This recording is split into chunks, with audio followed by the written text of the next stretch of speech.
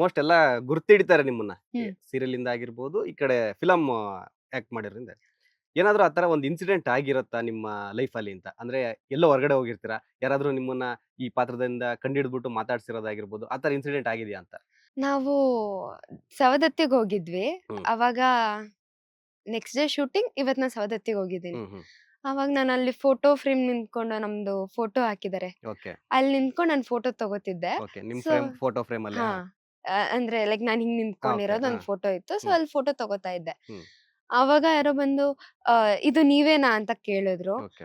ಹೌದು ಅಂದ್ಬಿಟ್ಟು ಅವಾಗ ಎಲ್ಲರೂ ಮಾತಾಡ್ಸಿದ್ರು. ಹ್ಮ್. ಸೊ ಮತ್ತೆ ಅಲ್ಲೇ ಸವದತ್ತಿಯಲ್ಲಿ ನಾವೊಂದ್ ಸ್ಕೂಲ್‌ಗೆ ಹೋದ್ವಿ. ಹ್ಮ್ ಹ್ಮ್. ಅಲ್ಲೂ ಕೂಡ ಅಷ್ಟೇ. ಅಲ್ಲಿ ಆಕ್ಚುಲಿ ಉತ್ತರ ಕರ್ನಾಟಕ ಅಂದ್ರೆ ನಮ್ ರೇಣುಕಾ ಯಲ್ಲಮ್ಮ ಸೀರಿಯಲ್‌ನ ತುಂಬಾ ಜನ ನೋಡ್ತಾರೆ. ನೋಡ್ತಾರೆ. ಹೌದೌದು. ಸೊ ಅಲ್ಲೆಲ್ಲಾರು ಒಂದ್ ಕ್ಷಣ ಅವ್ರಿಗೆ ಗುರ್ತಿಡಿಯಕ್ ಆಗ್ಲಿಲ್ಲ. ಹ್ಮ್. ಆಮೇಲೆ ಎಲ್ಲಾರು ಗುರ್ತಿಡಿದು ತುಂಬಾ ಚೆನ್ನಾಗ್ ಮಾತಾಡ್ಸಿದ್ರು. ಹ್ಮ್.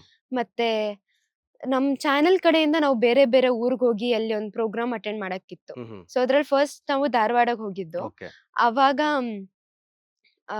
ಲೈಕ್ ಅಂದ್ರೆ ನಮ್ ಜೊತೆ ಜಾನಕಿ ಸಂಸಾರ ಸೀರಿಯಲ್ ಅವ್ರಿದ್ರು. So okay. ಅವ್ರು ಎಲ್ರಿಗೂ ಗೊತ್ತಾಯ್ತಲ್ಲ, ನಾವ್ ಮೇಕಪ್ ಅಲ್ಲಿ ನಾನ್ ನಾಮ ಹಾಕ್ದಾಗ ಅಷ್ಟು ಯಾರಿಗೂ ಹಾ ಹಾ ಗೊತ್ತಾಗ್ತಿರ್ಲಿಲ್ಲ. ಹಾ. ಸೊ ಈ ಸತಿ ನಾಮ ಹಾಕೊಂಡ್ ಹೋಗಿರ್ಲಿಲ್ಲ. ಒಂದ್ ಮನೆಗ್ ಹೋಗಿದ್ವಿ. ಹ್ಮ್. ಅವ್ರಿಗೆ ಯಾವಾಗ ನಾನು ರೇಣುಕಾ ಯಲ್ಲಮ್ಮ ಸೀರಿಯಲ್ ಅಲ್ಲಿ ಎಲ್ಲಮ್ಮ ಮಾಡ್ತಿದ್ದೆ ಅಂತ ಗೊತ್ತಾಯ್ತು, ಹ್ಮ್. ಅವ್ರು ಅವಾಗ ಅಲ್ಲಿರೋ ಪ್ರತಿಯೊಬ್ರು ಮುತ್ತೈದೆಯರು ಬಂದು ನನಗ್ ಪೂಜೆ ಮಾಡೋದು, ಹ್ಮ್. ನನ್ಗ್ ಹಾರ ಹಾಕೋದು, ಕುಂಕುಮ ಹಾಕೋದು, ಅರ್ಶಿನ ಕುಂಕುಮ ಹಾಕಿದ್ದು, ಒಂಥರ ಲೈಕ್ ಖುಷಿ ಆಯ್ತು.